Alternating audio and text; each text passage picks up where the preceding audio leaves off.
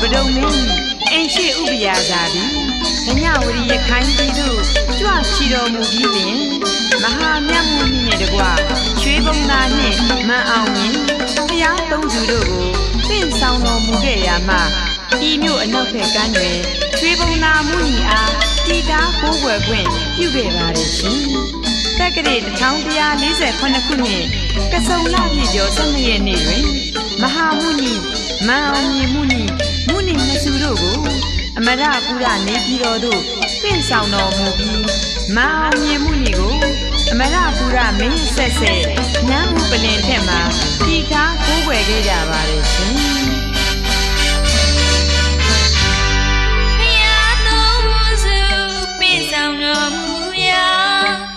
လိုက်ပါလာကြဦးနော်ရခိုင်လူမျိုးတို့ဤတောင်းပန်ခြင်းကြောင့်လက်ဝဲတော်ရန်ရွှေဘုံသာမှုနီအားဒီမြို့နောက်ဘက်ကမ်းမှာဒီထားကိုဝဲခွင့်ပြုတော်မူလေ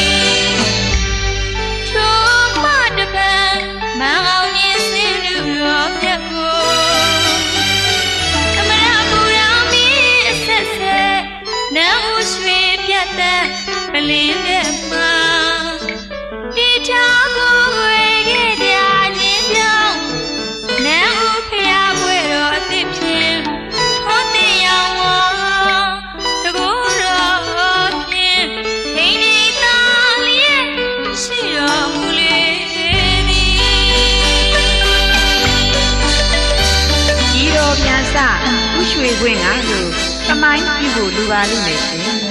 ဘိုးတော်မင်းတရားကြီးမှစတာကနောင်မင်းတို့တိုင်အောင်အမရပူရမင်းဆက်ဆက်ကိုးကွယ်ခဲ့ကြသောဒီနန်းသူတောင်းကြီးတရားကြီးကိုဇလွန်မြို့ဒီပြီးရွှေခွင့်ကအမတော်ပကံမင်းကြီးတရားကြီးထံမှဖွင့်ပန်ကအမရပူရနေပြီးတော့မှညံတွင်အမည်ရှိသောလှေတော်ကြီးသည်တင့်ဆောင်တော်မူခဲ့သောမန်အောင်မြင်ရုပ်ပွားတော်မြတ်ကြီးသည်တက္ကရာ1914ခုနှစ်တပေါင်းလဆန်း8ရက်နေ့မှာဇလွန်ရွှေမြို့တော်သို့